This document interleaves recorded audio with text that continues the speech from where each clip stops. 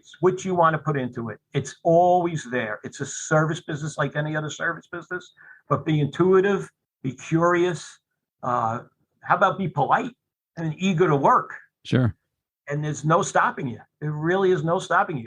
Hello, and welcome to the Elevator Careers Podcast, sponsored by the Allred Group. I am your host, Matt Allred. In this podcast, we talk to the people whose lives and careers are dedicated to the vertical transportation industry to inform and share lessons learned, building upon the foundation of those who have gone before to inspire the next generation of elevator careers. Today, our guest is Nick Montesano, CEO and President of DTM Drafting and Consulting Services. Nick started as a helper with Millar Elevator in New York City in 1979. In 1984, Nick joined his father, Joseph C. Montesano, at the family consulting business. Nick has been in the industry 43 years, and he is passionate about ensuring that the elevator industry and elevator professionals continue to be successful and well-respected. Nick, welcome to the show. Oh, thank you. Appreciate the opportunity. Yeah, no, I'm excited to get to know you a little bit better, to dig into your story. And the question I always like to start with is, tell me how you got started in the elevator industry. Well, that's a great one. Long history here. I'm 43, just about 43 years in the industry now. And like many of the interviewers you've had in the past, Matt, my dad was in the business, right? He was a Korean War vet. He came out of there. He had expertise in drafting in high school back in those days. And that, was a trade that a lot of people went into at that time. And one of his uncles that lived in Manhattan said, hey, there's this company called, Westinghouse looking for draftsmen. And hence, he started in the industry drafting and eventually worked up to being one of the top professionals in the office for Westinghouse into his 50s. And then he saw an opportunity for consulting. I had started out of high school right into the industry. I've always worked with my dad, working on people's houses, electrical, fixing small appliances. Back in the day, people didn't throw everything away. It wasn't a throw it; it was a fix. No one, no one had the money to throw stuff away. So I have been working with my hands since I was 7, 8 years old, following him around when we wire up family members' houses, and really appreciate hands-on. Then when I became a teenager, it was automobiles. Fixing up the third hand-me-down automobile I got from a family member, and working on cars in high school. And sure. So I knew I would be a tradesman. The opportunity came to go to college. And at that time, anything else that interests me was probably accounting. But my father asked me, he said, I can't get you in Westinghouse, but do you want to come get into the elevator field? And I said, you know what? I think I want to give it a shot and give it a try. And here I am that many years later. Very cool. So when you said a tradesman, were you in the union? Were you a mechanic, or where did you start exactly? No, so I started with Millar Elevator in 1979. Okay. They were the Manhattan leading independent at the time. Mm-hmm. Remember, the big OEMs had most of the share of the work in those days, the Otis and the Westinghouse.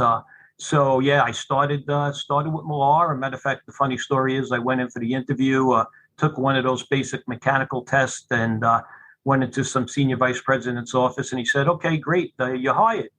And I said, well, when do you want me to start? He goes, well, I'd start tomorrow. I said, tomorrow? I'm not 18 then. I was turning 18 in a week.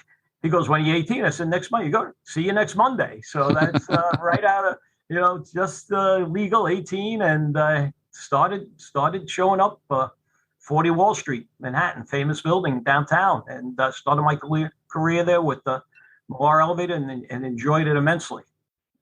Yeah. No, it's amazing. So started at 18, just kind of right out of the gate, and you were, I assume, a helper or apprentice. What was the title? Oh, yeah. I was so green. I walked into 40 Wall, and I was looking at the building list of where the tenants are, and I'm looking up and down, and one of the starters, old Irish gentleman, great guy, looked over. He, back then there was at least 2 or 3 starters in the lobby. And he come over and he goes, what are you looking for? Who are you looking for? And I said, Millar. He goes, oh, you'll never find them on there. He goes, let me call the mechanic for you. And yeah, started as a helper.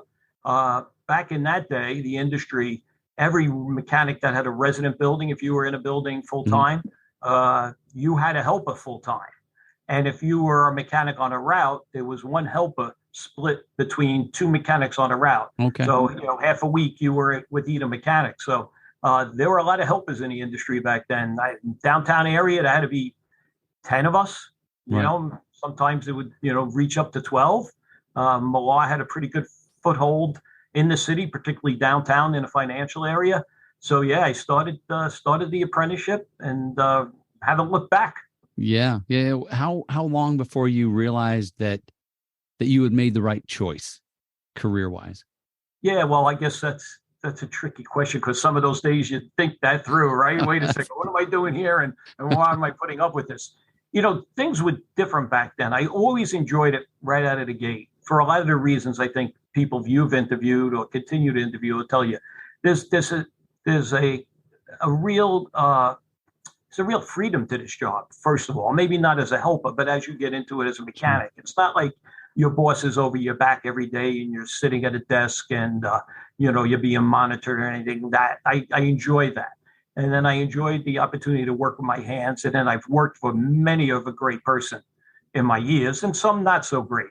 But I think I knew right out of the gate, once I got comfortable, understanding what it was. I mean, the first couple of days I knew how to fix stuff. I didn't know elevators, but I could pick up a tool and know not to, electrocute myself. But there was, there were times there you had tough days. But I could tell you right out of the gate, I knew I wanted this and I wanted it to work. And I think that's important because you need that, right? Sure. I think a lot of the successful people you've interviewed in the past, and I know for over 40 years, they want it to work. So you don't just bail the first time it's a difficult day or a difficult week or a difficult mechanic or a difficult supervisor or a difficult project. Sure. And some days you question yourself on that. But yeah, I knew right away. And I was just lucky enough to be blessed with this industry. Right. And I have been told that, those first year or two, or maybe it's just 6 months, it just depends until you kind of earn some respect from the mechanics and, hey, I'm not going anywhere. That can be a bit of a challenge to kind of start out that way. Well, that's an understatement. Remember, I'm going back to 79, right? In the 80s. Right. If they did a third of what they did to us, then now they'd be in jail. So they press you, right? Sure. It's an initiation, sort of. Nothing crazy like pledging or anything, but they want to see. They're trying to see who you are as a person. Sure. Are you right for the industry? Because too, there's a safety aspect right out of day one. Absolutely. Whether you're a helper, a mechanic, a mod, a new construction, right out of the gate, you're responsible for yourself and usually most of the people you're working around. So they're going to push your limits. And I've definitely had stories I could tell you. I don't think you have enough time. If you want 3 podcasts, I could do it. But there were times you get pushed. But yeah, it's at least, it's what you put into it, right? Absolutely. With any job. So when I showed up and I wanted to try it, and I got past the nervousness of getting to the city, meeting new people, high-rise buildings, all of that, I really, made it an effort. I wanted to do what was right. Not that I was an angel all the time. No one is. Sure. But I would be the guy that would listen. I would be the guy taking notes. I would be the guy asking what else I could do. Sure. And then once they saw that in you, I'm going to tell you 99% of the mechanics would help you, train you, want you to do well, help you advance. They would really, really tight industry like that. Once they know you're part and willing to go the extra mile, it almost becomes easy. Yeah, well, I think so. Once they can trust you and know what you're about, and it goes back to the stories I hear over and over and over that, I worked with so-and-so 30 years ago and I called him up and he helped me walk through this thing. And that level of camaraderie is something I haven't seen in other industries at all. I mean, I haven't worked in every industry, but touched a lot of them over the years. And so to have that level of relationships, I mean, you probably still have people 43 years in the industry. You can probably call them up 40 years later and walk through an issue. It's amazing. It's so true. It's so true. And back then, remember, we had a little bit of a luxury based on the amount of people that the elevator company would have in an area, right? Sure. Things have changed because of financing and, the accountants looking at time and overhead. So it's not as flush with mechanics and helpers as it was obviously back in that day, but 100%. And that's comforting, right? Because none of us are going to know everything. True. And particularly technically, some are going to be better mechanically, some are going to be better reading prints, handling solid state boards. Sure. I can tell you stories about that. So it was easy to pick up the phone. I mean, you had to actually go to a payphone in those days, right? Sure. None of us, we had beepers at one point, and that was like, oh my God, we got a beeper, But yeah, we were always there to help each other. There was always that one outcast guy who maybe didn't help you that much, so you go to your other buddies first, But when it came down to it, you really needed you always had someone there to help you. And even as you said, to this day, of the group I still see for either certification classes or I know have retired but show up 1 or 2 days a month to help the elevator company they were with for 20 years with special projects. It's just like yesterday, except they're grandparents now, and they got that, their grandkids are getting married in some cases, Yep. So it's really, and that's what's different. We've talked a little bit about this in the past. It's really what's different about this industry. You don't see that in other industries. Even though we have competition and we have competitors, it was a camaraderie, right? We were Sure. there. There was some, I'm this local, I'm that local, or I'm that company and that company, but a little bit that's just showmanship, Sure.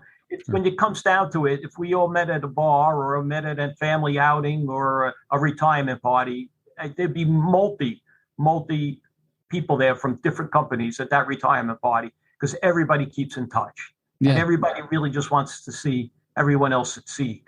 Absolutely. Yeah. And I've seen that. I see that a lot. So, so how long were you in the field? You started as a helper with Millar, and then what did that look like for you? Yeah. So that was, that was, for me, it was great in the beginning.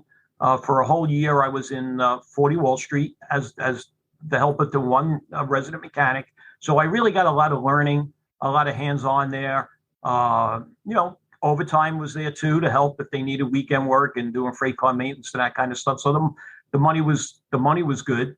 And then I had to start going to the school, the union school. Okay. And that union school was fails in comparison to what they have now out there. Okay. Bringing new people in and training. It's amazing what the unions are doing these days. And even some of the non-union shops on their educational program that are certified. Sure. Really, I mean, I was lucky some of the times if the teacher would show up, and that's tough because you had to do 2 days a week, sure, right, for the 4 years. And you had to go, or in my case, it was still downtown, but it was somewhere in the village and, getting there after a full day worth of work. You're not getting home then till 10 o'clock at night. But that's what you do when you join an industry, right? Sure. You commit to it. So eventually the teaching got better to school. The programs got more educational and you got something out of it. That was about 4 years when I graduated. And then at that time, they were ready, they were talking about putting me up as a mechanic. Okay. And then the local I was in at the time, you didn't have to take a mechanics test. You did your training kind of during the whole course of that apprenticeship program. And then they came to me and say, hey, we're going to put you out. And there were different levels of mechanic. The first time you go out, you're a B mechanic, then you could be A. And then I think there was like a double A. So they put me out and they moved me into Midtown. As a mechanic, because I had my other 3 years still downtown.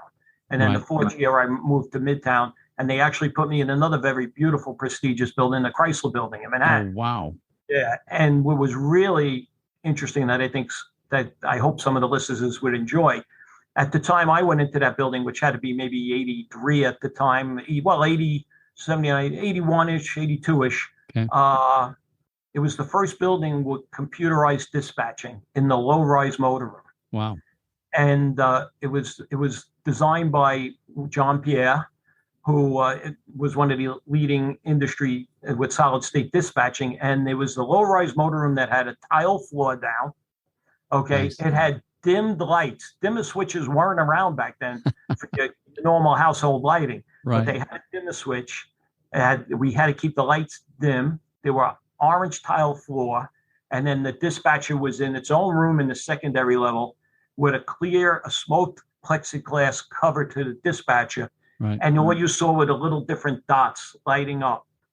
And those were the modulars used. And that was a big showcase for Millar to bring all these owners. Hey, we got the latest technology in comparison to even the big manufacturers, or as equal. Sure. And I was responsible to make sure that room was looking presentable if anyone was being walked through the door to see and it really looked pretty cool. It looked like something out of, Star Wars at the time.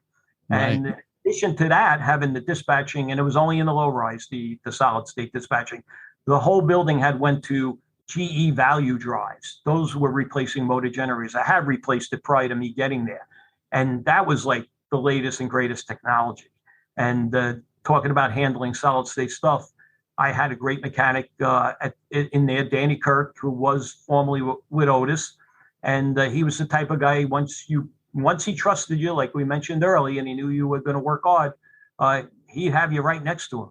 So as a helper, I was well trained in all the solid state components, including the drive units, which were a little bit of a mystery back then. There wasn't like any real diagnostic. You had to have the meter at the right spot at the time it failed to try and eliminate process of elimination for solid state boards. And you could think at that time what these boards cost. So we had them locked up in a cabinet in the protective, we had to make sure we were static safe and all that. And I would have mechanics walking in because we were a depot for having those boards once they started to branch out and be installed in more buildings. And they would come in and say, I don't know, the light goes out on the big board in the middle. And I'm like, oh, that's the MCC board. And I'll get you, you got to check this, and they're looking at me like, wait, you're a helper. Why are you telling me what to do? But then they appreciate it because they had no idea what to do. Right. And of course, back then boards had to be signed in, similar to now. So yeah, I really got great exposure working with great mechanics like Danny Kirk, and it was just amazing. So from there, they put me out in the Chrysler Kent building, which was attached. Okay. So it was an older building on the backside. Instead of on Lex, it was on Third. And I was a mechanic there. And I think I had like 15 units in it. Old relay logic, Otis controllers with the ply plate selectors. And then I had a surge dispatching overlay. And the weirdest thing is they put this overlay panel on top of the elevators. That's interesting. So I'm like, I don't know why. I don't know how. All I know is when I had walked in and a bank wasn't dispatching, I had to get on top of cars to press relays. So not one of the safety procedures you'd be allowed to do now, but really crazy industry. Very interesting. So you mentioned Danny. Who were some of the mentors that really put an impact on you? Yeah, Pat Kramer was one of the early guys, and Pat was a shop steward too at the time, and he would be the type that he made sure every day we sit down for an hour and went over electrical prints. He'd also be the type having me save my own soup cans at home after eating soup, clean them, paint them black, and then paint the Millar emblem on them so we could hang them under the secondary sheds to catch the oil drips. So, this was one extreme to the other. That's impressive. Yeah, I still to this day, I've lost touch with Pat. I heard he had obviously retired out. But yeah, he was the type. And the only funny story with him is he'd always make sure if we got a call, he'd always think of the worst scenario. Oh, the traveling cables must be short. I'm like, Pat, it's Friday at 2:00. Why do you wish that on us? I'm single. I want to go home. Right. You're married. You may want to stay here and try and troubleshoot an open traveling cable for the next 6 hours. I would like to get home. So he was great. Danny Kirk, I mentioned, he was superior in solid state. Sure. There were a bunch more that I just can't remember most of their names now. But even my local supervisor here, when I was a helper, Tom Marino, there were two Marinos in Millar. One was the expert on the Westinghouse side. The other was on everything else. And that was the Tom that was downtown. He would hang out down in his, shanty down at 20 Exchange Place. And he was a sweetheart of a guy, a little bit tough of a boss when he had to be tough, but sure. He knew the industry. He knew what the helpers were going through. And then even to add to a funnier story, I've hired a bunch of these guys over the years to come work for me now. I mean, Al Sano was the assistant supervisor when I came, and I must have been downtown for a week and a half, and I get beat to go meet Al in front of 20 Exchange, and I knew who he was. He introduced himself. This is how he introduced himself. I was cleaning secondary levels, and I was, climbed up the ladder, got into the secondary. And I was, I believe the car I was working on was shut down, but you still had to walk, you were crawling between cars, right? The other cars were in.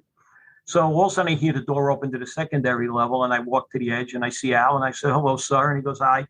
He goes, "How you doing? You're being careful up there?" I said, "Yes, I'm being careful." He goes, "You see that shiv?" And there was a tape shiv on one of the cars earlier in front of the secondary, and it's going around, and Otis uses the solid tapes. Okay. And those edges are sharp as razors. He goes, "You see that?"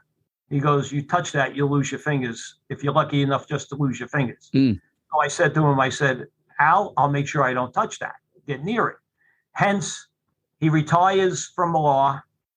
He comes to me part-time to be one of my inspectors. Cool.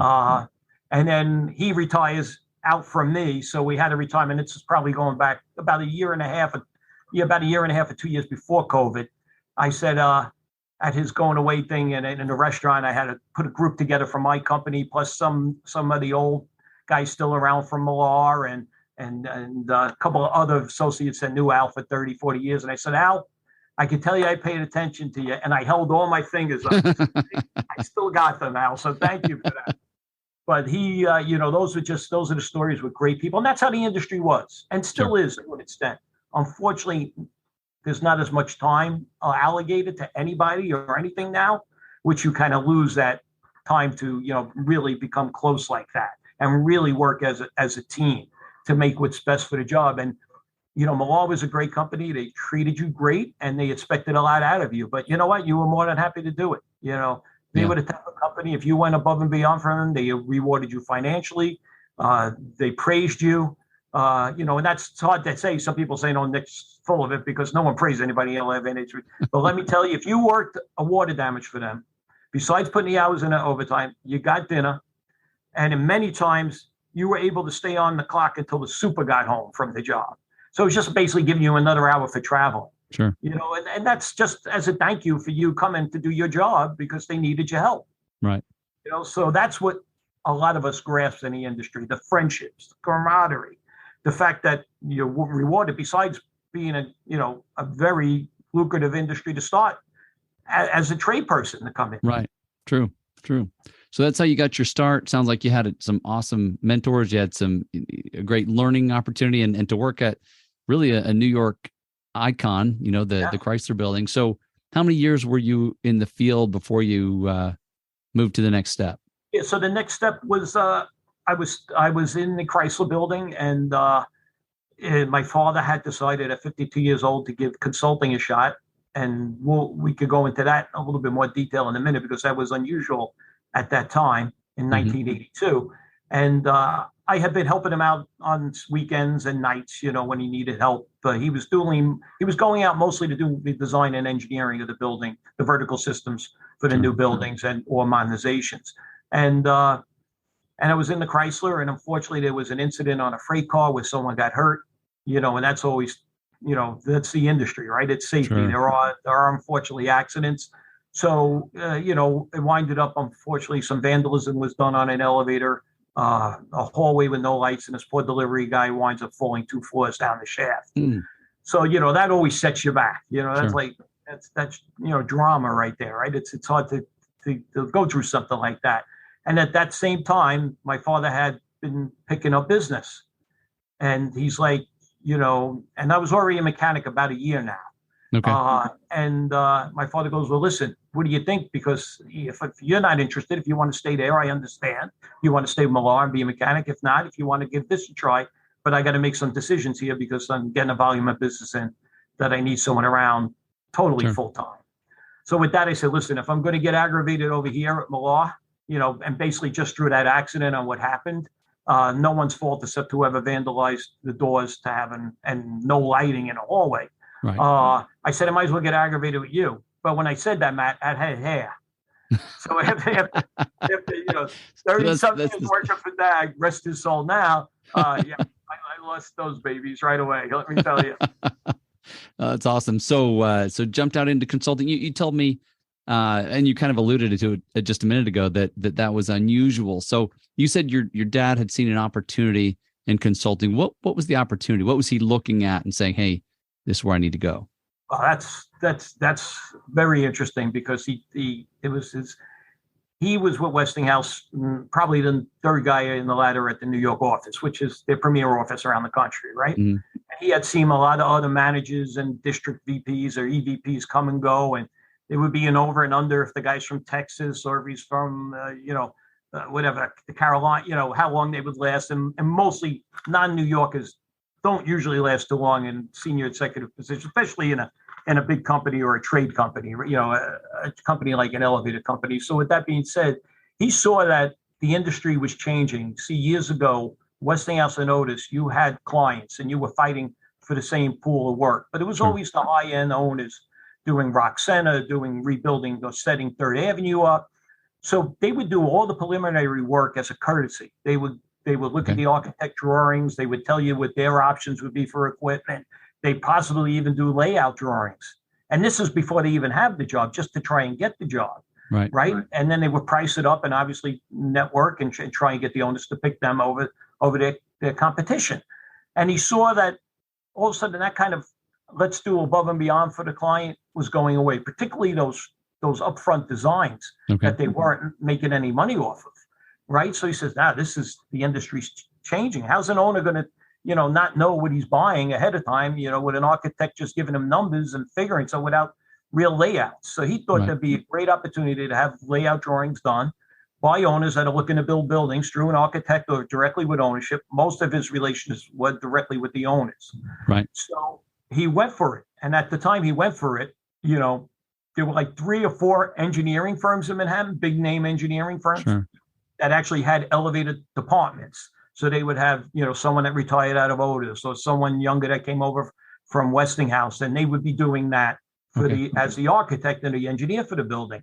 But other than that, there were a handful of people like my dad that were doing it on their own, maybe 8 of them all together. And some of the names you're aware of. Van Dusen was out there. Sure. Kajak was out there. Cadamiani was out there. Walsh came a little bit later. So I had said, there was one time back in the early 80s, one of the big elevator independents had a Christmas party, and he invited some people to a very nice Italian place in Midtown. It's famous for real estate and tradespeople to go to. And he had 3 tables. 2 tables were full with his employees. The other table was him with just the other 8 consultants. Hence, 25 years later, another company growing, another independent that's growing, hosts a party at a very famous venue, the 101 Club, or right next by Grand Central, and had 110 people there. Okay. So, I always joke, if it had stayed to those 8, I would have took this interview in person from my private jet, But it a little bit of not, competition. The consultant, consulting industry really has seemed to grow a lot. And I haven't seen it as long as you have, but obviously you're a witness of that from 8 to 100 plus. Yes. Well, and in the beginning was a rough road for us too. No one knew what to do with us, right? The owners thought it was great because they were there. We're their advocate. Sure. We're protecting them. We got the knowledge. My father had the reputation of being, honest and a fighter. Sure. And they loved it. They grasped right away. Hey, this is something we need. These investments are big investments, and they're long-term investments. Oh, sure. For the elevators and the vertical transportation systems in the building. And but everybody else looked at it was a little strange, right? What the contractors think about you. Yeah, that wasn't easy. I mean, at times, there might have been pretty close to fistfights, and it wasn't easy. They thought, well, what do we need them in our business? Why are they the expert? It was confrontational for a pretty long time there. I would say a good 15 years. Wow. That's a long time to kind of feel that, the animosity. Maybe they felt like you were a threat or that you were the watchdog and they were going to, Exactly. All of that, right? We were a threat that we would call them the task. Sure. Right. We were a watchdog looking at things, making sure the owner got what he was entitled to. But then, you know what? Every industry kind of feels its way out, right? Sure. So once they knew you were being truthful and honest and wanted the best for the client, then if they weren't happy with that, they were the wrong vendor. Sure. And now it's commonplace. And there's not a job really done in most of the cities that you don't have a consultant involved. Right. Right. And so, yeah, obviously they understand your role, you understand theirs. And I am curious, as a consultant, it does seem like you do walk a bit of a fine line between, representing the owner and not, not totally offending the contractor, or maybe they're not the right one for the job. But talk me through that just a little bit of what's that like to, is there a fine line, and what does that look like? Yeah, so I'm gonna, contribute this to my mentor, which is my dad, right? Yep. You got to look in the mirror every morning. Sure. When you shave, even if you don't shave. And once in a while, I'm not looking for my hair, but I'm looking for shaving, right? And you got to be truthful to yourself. Sure. And it comes out in your day-to-day operation. It comes out with the people that you mentor and you hire.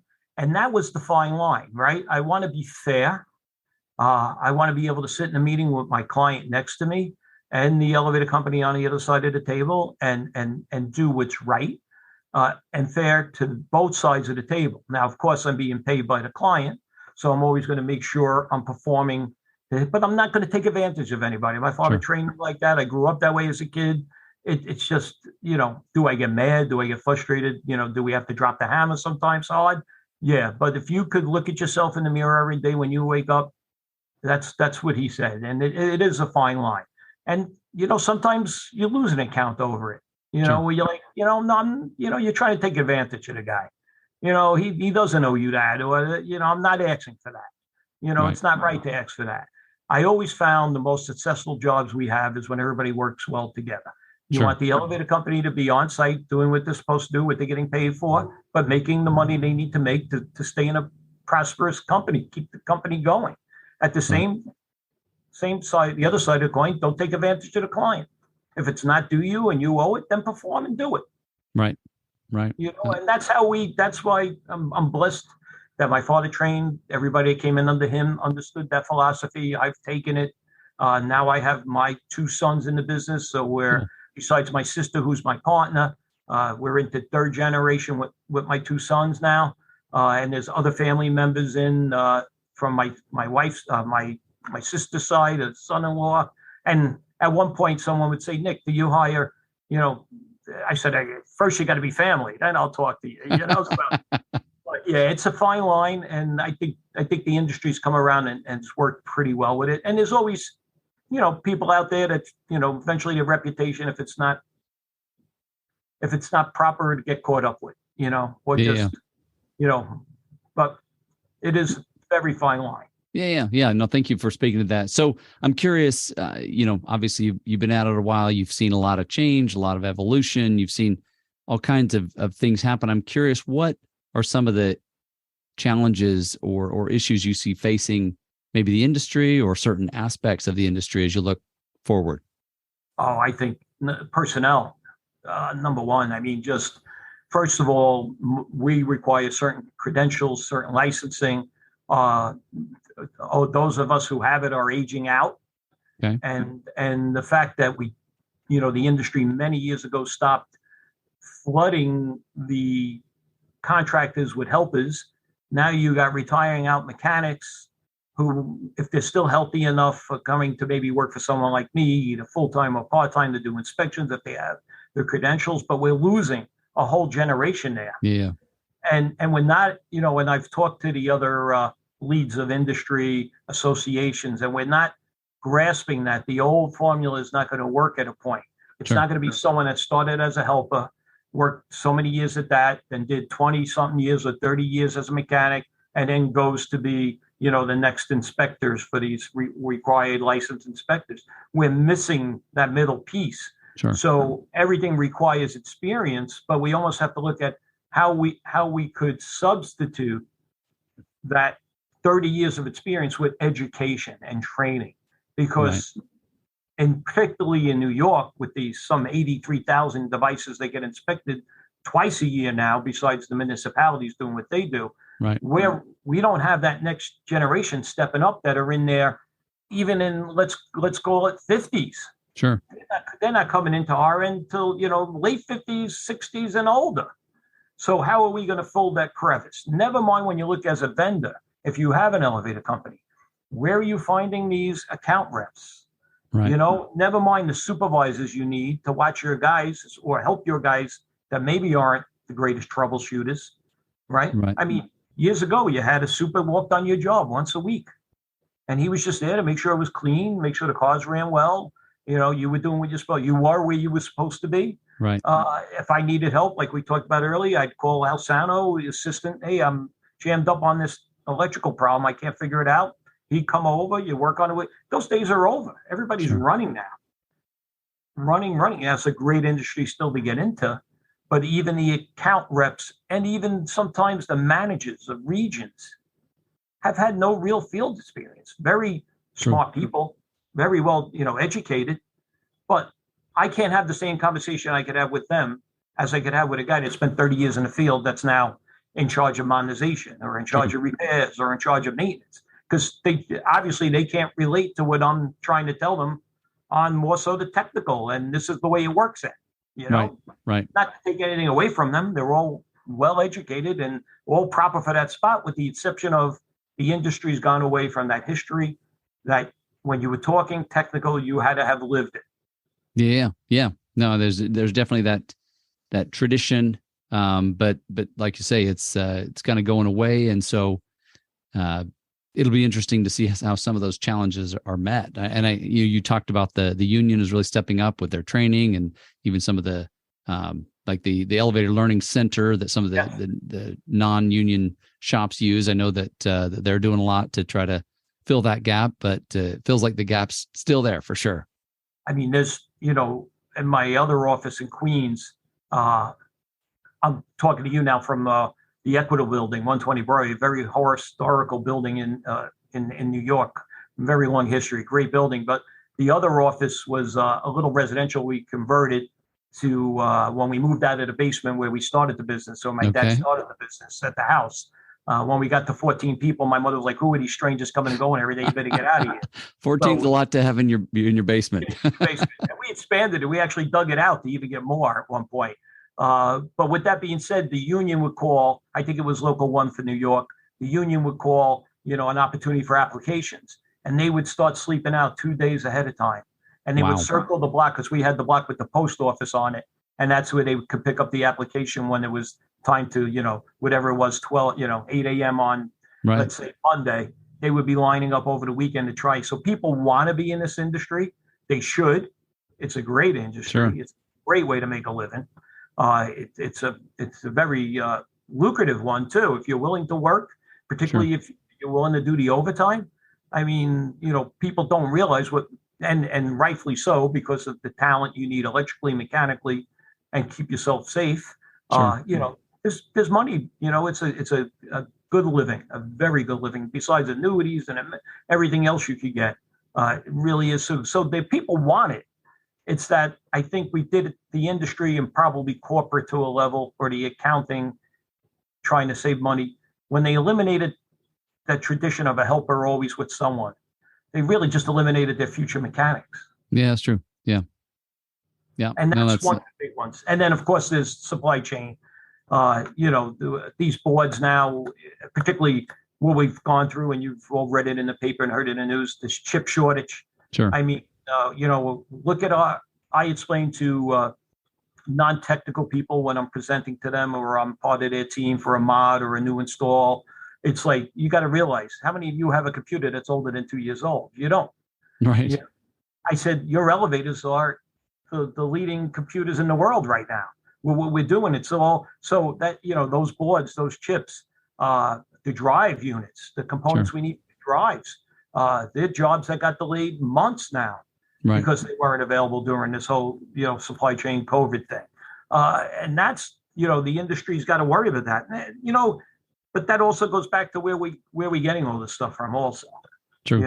I'm a big believer we should be bringing some of that, or a lot of that back to our beautiful country. But with that being said, those are the challenges too. And you can't go to a client and say, well, you know what, we can't get this board, so you're 3 months late. I mean, what kind of, they put up with it because of COVID and they saw it happening and the ships couldn't get in down low, but no one wants to hear that. Imagine you did a mod in a residential building, a 1-car residential small building. Now they're walking up for 3 more months. You don't want to be. Yeah, no, that's tough. That's tough for sure. So Nick, we're kind of running out of time, but I'm just curious. The last question I want to ask you is what's some advice you would give to someone who's maybe just starting out their career new and maybe they don't even know what they've bitten off. What is this elevator industry? They're just learning. What would you say to them? Run? No, I'm only kidding. What's the old saying? The 7 rule, like show up on time, right? Be prepared. In my day, prepared meant you had the pad, you had a pen, you had a rag on you. Okay. Sure. Be interested, right? I absorbed everything. I wanted to know how to change those solid state boards where everyone else, would have been interested. I wanted that. You got to be eager. You want to succeed. Sure. It's going to take some work, but it's a great, great industry. You're going to meet great people. You're going to learn amazing things. And it's perfectly, you could fill your whole career out and retire very successful, very comfortable financially, but it's all about the effort you want to put into it. And Absolutely. You see that, and you can kind of tell right away, particularly on more so the mechanical side, if you want to go into the field, sure. But also the opportunity, because you've interviewed other people that came out of school with degrees and then now have their own elevator companies. Sure. So it's what you want to put into it. It's always there. It's a service business like any other service business, but be intuitive, be curious. How about be polite and eager to work? Sure. And there's no stopping you. There really is no stopping you. I mean, God bless me, my father did what he did, and it worked out with my mother's support and the other family members' support.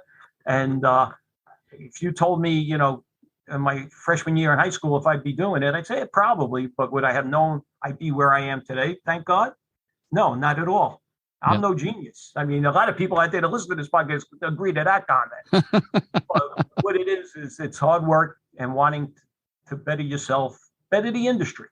We all give back. Everyone, sure. I could go down the list of people you interviewed and see what they give back, not only to our industry, but to charities. We're a very charitable group of people, particularly the people that have worked hard to be successful. And people should say, oh, well, they own a bit, they could do. No, they don't have to do that. We do that because we want to do it. The Elevator Escalator Safety Foundation, our own foundation within our industry, to help, and believe it or not, to help children be cautious of what to do, how to ride an escalator. I mean, all the elevator companies, all the retired elevator mechanics, they support that. It's a nonprofit. Yeah. And if you ever did it, I've done it. But maybe, Matt, if there's one that used to go on, we used to do classes in person. When you see those 2 kids and ask you the question in the hallway after the seminar saying, I asked, did you learn anything? And the kid goes, yes, I did. And he grabs his little buddy's hand. We have to hold hands in the handrail when we get on the escalator. And this is from a 2nd grader. That's awesome. Your heart just, lights up. Yeah. But that's our industry. We give back.